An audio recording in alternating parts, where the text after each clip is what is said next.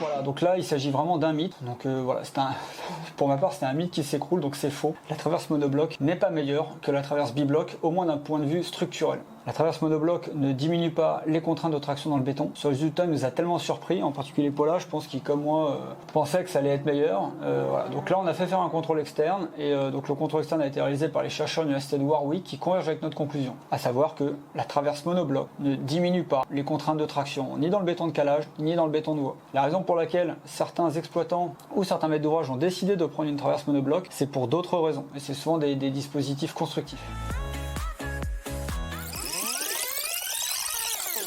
Dans ce mythbusting, on a comparé les contraintes dans les bétons de bois avec une traverse bibloc TW120 et une traverse monobloc d'appareils de bois qui font tous les deux 2 cm d'épaisseur. On a gardé les mêmes hypothèses que dans nos mythbusting précédents, à savoir un béton de calage qui n'est pas fissuré, c'est une hypothèse peu réaliste mais qui permet d'aller plus vite en calcul et qui ne change rien à notre comparaison, ainsi qu'une charge à l'essieu qui est toujours de 13 tonnes avec un coefficient dynamique de 1,5. Notre portance reste à 35 MPa, caractéristique des plateformes tram. Ci-dessus, les 2 maillages générés par notre traverse bibloc, traverse monobloc.